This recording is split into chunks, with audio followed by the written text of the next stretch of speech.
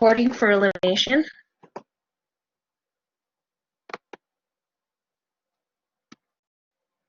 The concept of elimination. The term elimination refers to the removal, clearance, or separation of matter. From a human physiologic perspective, the term elimination is defined as the excretion of waste products. Bowel elimination is defined as the passage of stool through the intestinal tract and dispelling the stool by means of intestinal smooth muscle contraction. Urinary elimination is described as the passage of urine through the urinary tract by means of the urinary sphincter and urethra.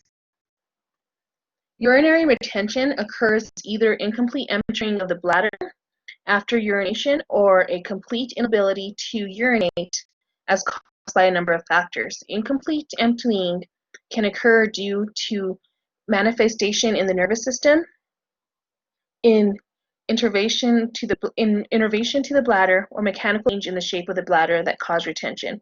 Retention can also occur when an obstruction blocks passage of urine, like an enlarged prostate, or when the external sphincter of the bladder does not relax, allowing urine to be expelled from the bladder. Medications that cause urinary retention include antidepressants, anticholinergics, antihistamines. Peripheral nervous system usually contracts, expelling urine. These drugs relax the bladder, retaining urine. Age-related differences: infants, toddlers, and children. Children are typically 18 to 24 months of age before they are able to identify the urge to urinate and defecate. Pregnant women. As the fetus grows, increased pressure is placed on the bladder and frequent urination is required. Women will have larger volumes of urine because she has a larger blood volume during the gestation. The use of prenatal vitamins with iron can also contribute to constipation in the pregnant female.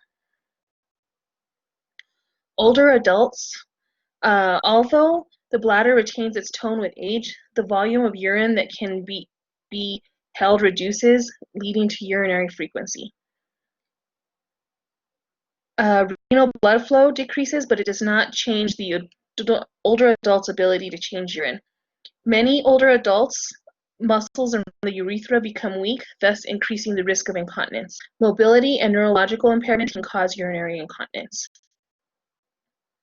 So frequency is going to increase because the older adult can hold less urine. Blood flow doesn't decrease, so they can still produce urine. Sometimes the urethra can become weak, increasing the risk of incontinence, and mobility and neurological impairment also can increase the risk of urinary incontinence. Incontinence refers to the loss of control of either urine or bowel. About almost 5% of Americans may experience either fecal or urinary incontinence during their lifetimes. Individuals who are incontinent are at risk of skin breakdown, particularly if bedridden, and can potentially experience changes in daily activities, functional activities, and social relationships.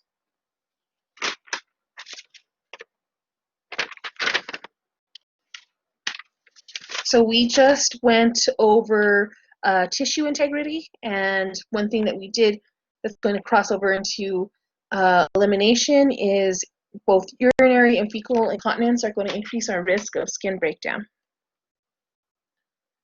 Urinary incontinence is a disruption in the storage or emptying of the bladder with involuntary release of urine, usually associated with dysfunction of the external or internal urinary sphincters. It can range from light leakage when coughing or laughing, stress incontinence, or full loss of continence. Factors affecting urinary incontinence may be psychological or physical, such as depression, anxiety, cognitive impairments, or acute injury or surgical procedures. Types of urinary incontinence: stress. Leakage of small amounts of urine during physical movement, coughing, sneezing, exercise. Urge. Leakage of large amounts of continence at unexpected times, including during sleep. Overactive bladder. Urinary frequency and urgency without urge incontinence. Functional. Untimely urination because of physical disability, external obstacles, or cognitive problems that prevent a person from reaching the toilet. Overflow. Unexpected leakage of small amounts of urine because of a full bladder. Mixed. Unusually occurrence of stress and urge incontinence together. Transient linkage that occurs temporarily because of situation that will pass. Infection, taking a new medication, cough with colds. So we look at our different types of incontinence. So if we have a patient who can't go to the toilet by themselves and they need assistance, and the call light's not within reach, and the patient has an accident, what type of incontinence is that? They weren't physically able to get to the toilet and they weren't able to call for help because their call light was not within reach. So it would be a type of functional incontinence because they couldn't physically get to the toilet.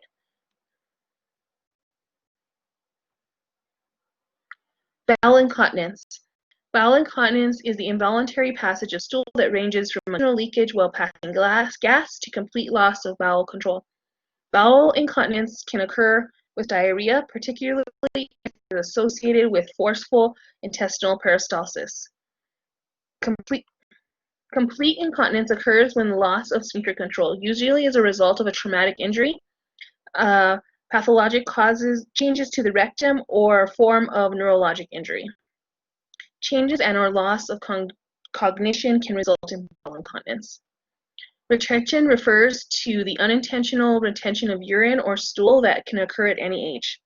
The primary mechanisms causing retention are usually associated with obstructions, inflammation, or ineffective neuromotor activation within the bladder or gastrointestinal tract.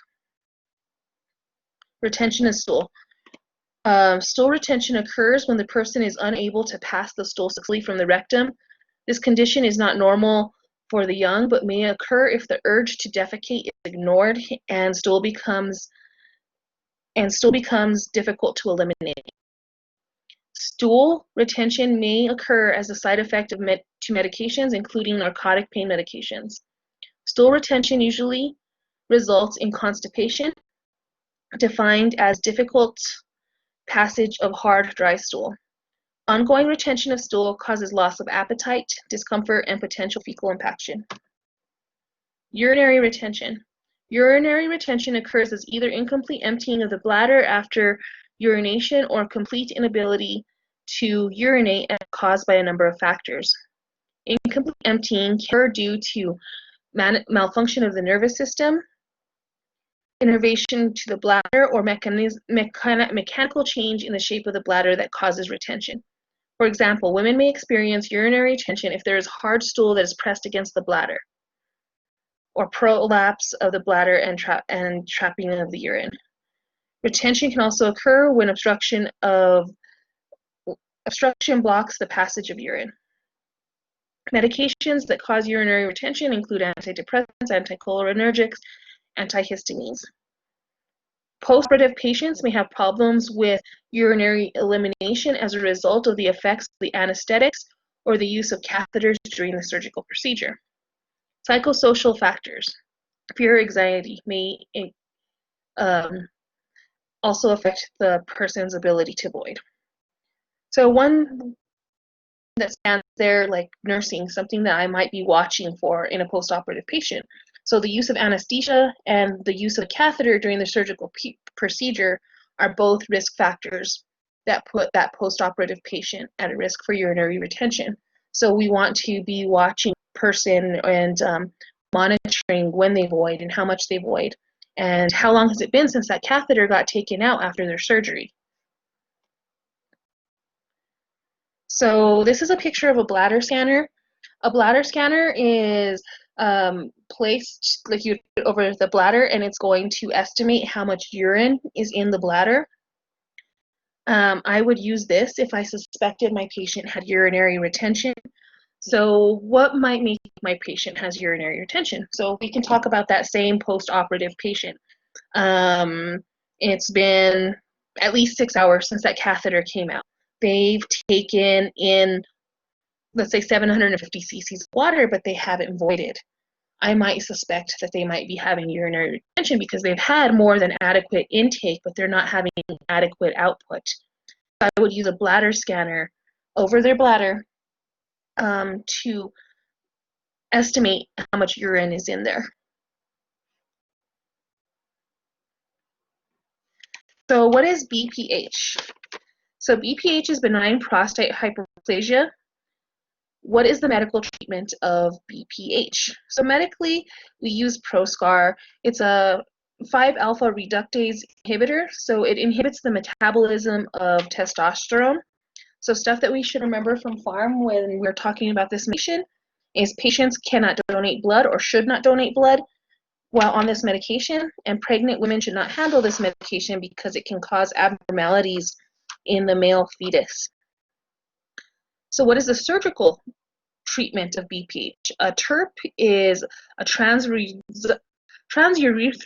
resection of the prostate. There's a video posted for you up in Blackboard to give you a better idea of what this procedure actually does to alleviate or to take down some prostate and alleviate the urinary retention by allowing the urine to flow more freely through the urethra. So here's also a link for that video, and it's also posted in YouTube. So after a person has a TURP, they're going to have a continuous bladder irrigation.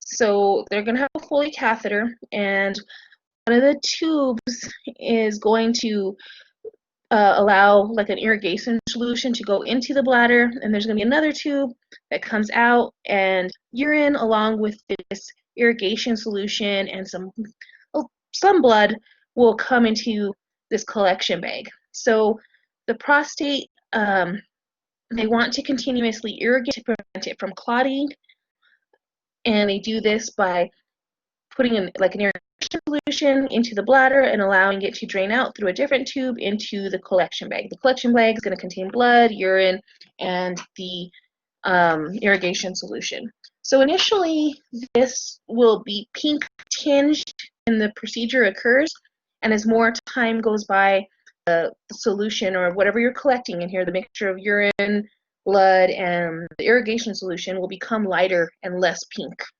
as more time passes by. So here's some more information on a TURP. So what I was mentioning, bleeding should gradually decrease to light pink in 24 hours.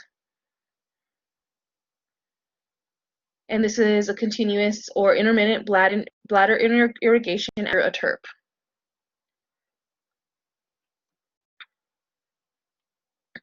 Indications for urinary catheterization. Most common indications include an inability to void because of retention, the need for close hemodynamic monitoring, and post-surgical recovery. Standards of practice encourage the removal of catheterization as soon as possible. So we need to have a good indication to put a catheter in somebody. It could potentially increase their risk for UTI, and we don't want to put a catheter inside somebody unless they need one. So reasons that we mentioned are urinary retention, that urine is not coming out of the bladder. We might use a catheter to get that urine out of the bladder. So close hemodynamic monitoring. If I really need those accurate I's and O's, and my patient is critically ill and requires that close hemodynamic monitoring, a catheter could be indicated. Some post-surgical recovery. Do I ever catheterize a patient because they can't physically get up and go to the bathroom? No, it's unnecessary, and it just increases their risk of infection.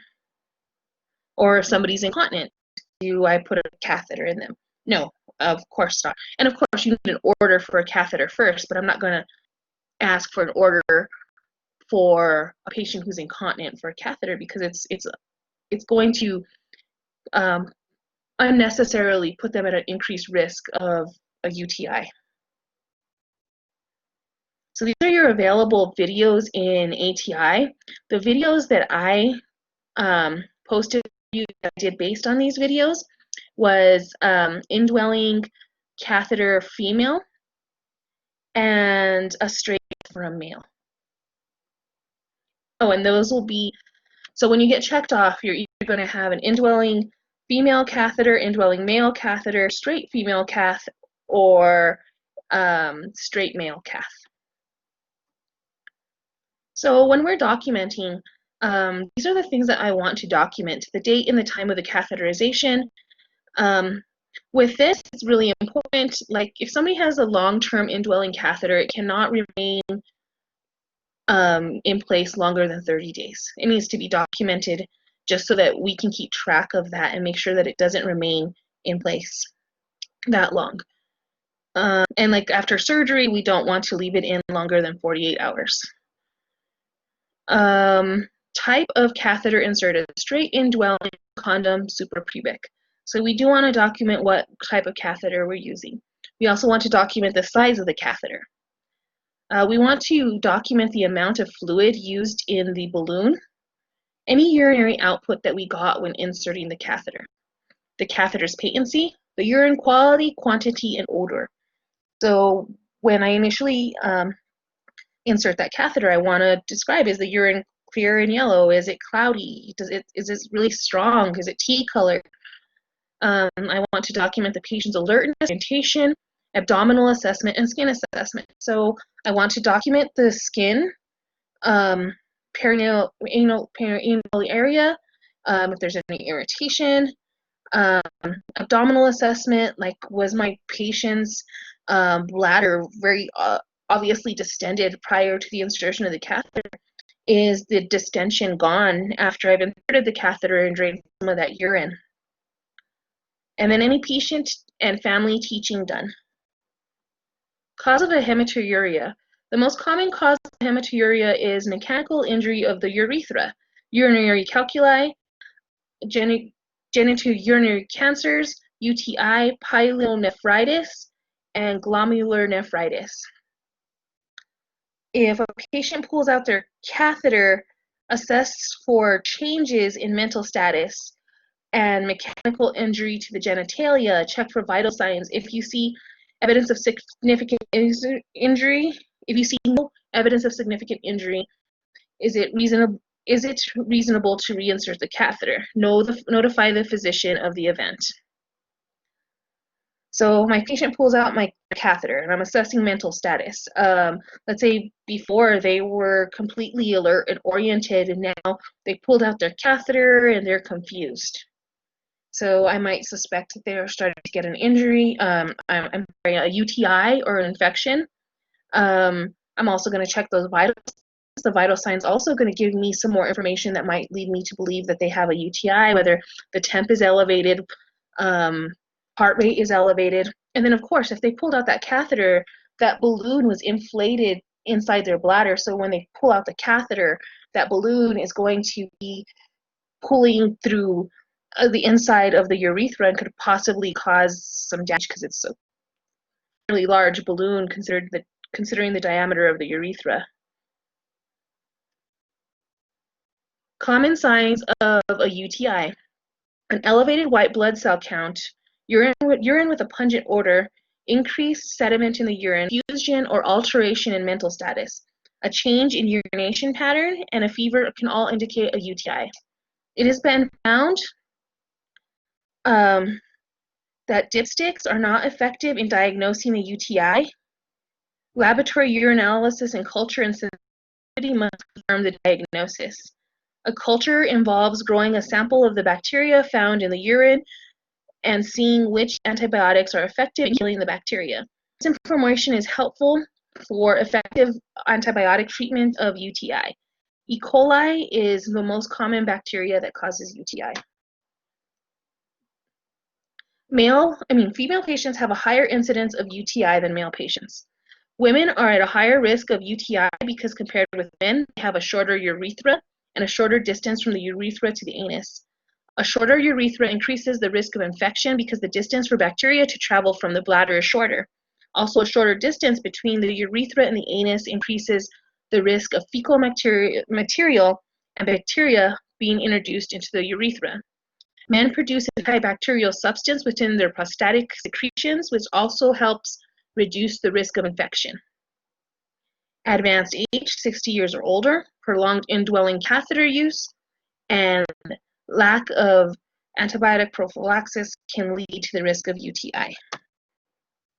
Oops.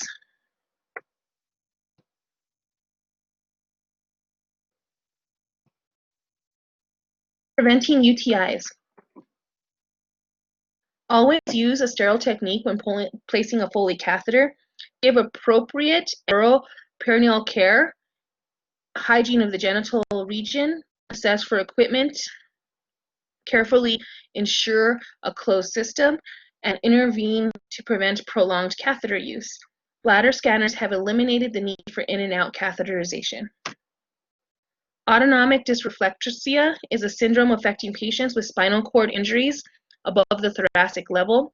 A stimulus from the autonomic nervous system causes hypertension, bradycardia, severe headaches, pallor below the level of injury and flushing above the level of injury, convulsions, stroke, and death. The most common causes are constipation and full bladders, which can be caused by clamped urinary catheters. The primary treatment for this is removal of the stimulus or unclamping the catheter. Some medications are also prescribed to stabilize patients who have severe cases of autonomic dysreflexia. So when we're talking about autonomic dysreflexia, either a full bladder or constipation is causing these pretty severe symptoms.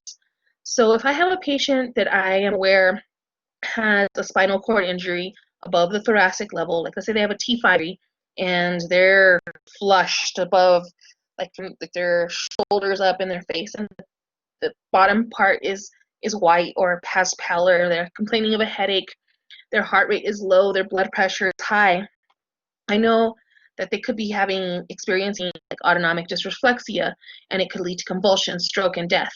So with this patient, we want to maybe go and look in the eyes or look in their chart and see when is the last time they had a bowel movement. If they have an indwelling Foley catheter, I can go and say, well, go look and see the eyes and nose, like when was the last time the catheter was emptied? How much did it have? Okay, so if they haven't had any urine output in a while, I'm going to assess, is that catheter clamped? Just to make sure that the catheter isn't clamped or kinked, to make sure that it's not, that it's allowing the urine to flow freely from the bladder and not causing a full bladder. Hypospadias, I just wanted to briefly touch on this. This is when the external urethral opening is not where it's supposed to be, like at the tip. So we can see that it can vary quite a bit. Like it could be where it's normal, and then the severity of where the urethral opening could vary. And I just want to talk a little bit about hypospadias, because like if you were like a labor and delivery nurse and you saw that a child or a male child had a hypospadias, that child would not be circumcised because any extra foreskin would be used to repair the urethral opening at some later point in time. Neoplasms are tumors that can have an effect on urinary and bowel elimination. Benign and malignant neoplasms of the prostate often lead to blockage of urinary flow in men. Tumors can also occur in the kidney or bladder, but these are less common. Neoplasms in the intestinal tract are also common in benign growths, polyps, and cancerous lesions in the intestine, colon, and rectum. Organ failure, an additional category of problems related to elimination, is organ failure. The failure of key organs such as the heart, liver, and pancreas also hampers elimination efforts. For example, heart failure and shock reduce blood flow to the kidneys and GI system, thereby reducing the efficiency of urinary production and removal, as well as formation of stool. Removal of small or large intestines, because injury or disease can result in significant change in elimination.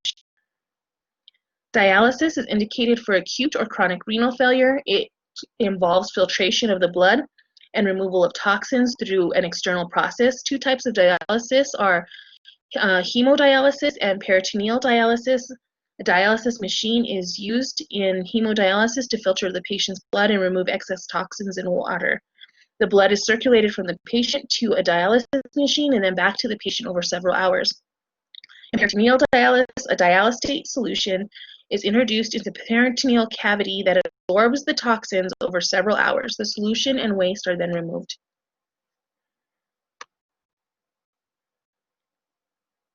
A number of consequences occur associated with impaired elimination process are linked to underlying problems. Consequences associated with incontinence range from potential for skin breakdown and falls, if associated with urgency, to social, lifestyle, and relationship consequences with depression and withdrawal. The consequences of urinary retention include plain chronic bladder infection and bladder distension. Bladder distension can lead to urinary reflux, a backflow of urine from the bladder into the ureters, causing dilation of the ureters and renal pelvis. It can lead to pyelonephritis and renal atrophy. The complete loss of renal function, referred to as renal failure, represents significant psychological consequences in the ability to remove toxins and metabolic waste, resulting in fluid and electrolyte and acid-based disturbances, and leads to death if untreated. Bowel retention leads to constipation, pain, loss of appetite, nausea, vomiting, and ileus refers to loss of peristaltic activity in the gastrointestinal tract. This can occur subsequently to abdominal trauma or surgery and is associated with nausea, vomiting, and distension. Rare rupture of the colon can occur, representing a life-threatening situation. So risk factors for altered urinary elimination. So we talked about children not knowing they have the need to urinate or defecate so we have children under the age of 3 that are increased risk for incontinence. The elderly, pregnant women, and post-menopausal women. Individual risk factors include neurological impairment, altered mobility, cognitive impairment, and immunologic impairment or infection. So we talked about other individual risk factors. We had CVA, spinal cord injuries, diabetic neuropathy, dementia, AIDS, and diseases.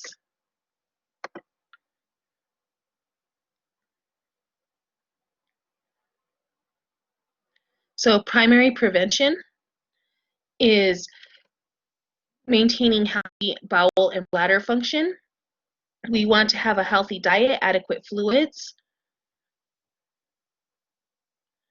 Primary prevention public health should occur regarding activities that promote bladder health, such as the following: encouraging adequate hydration, emptying the bladder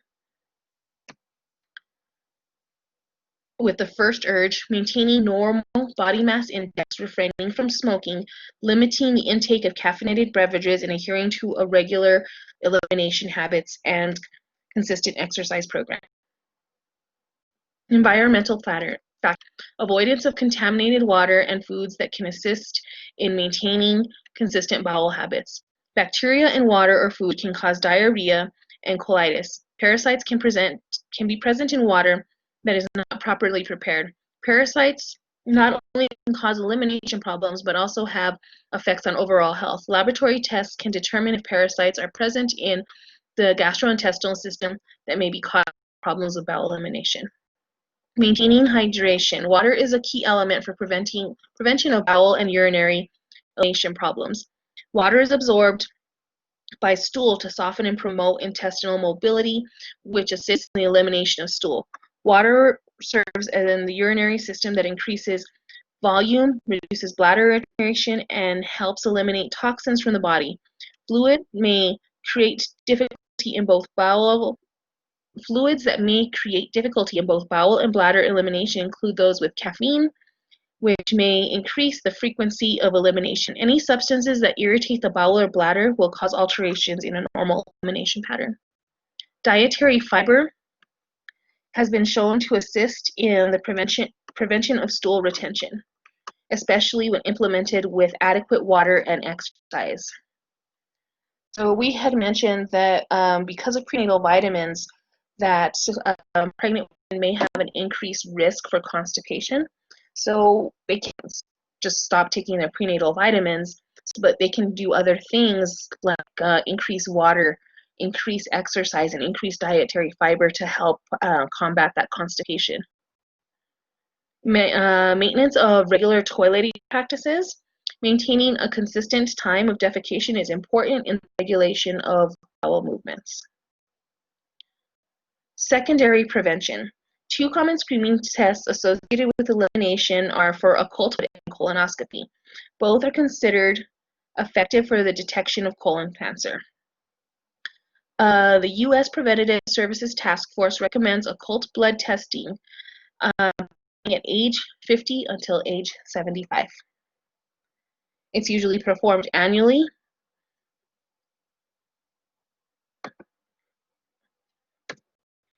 Screenings associated with urinary retention include prostate cancer screenings.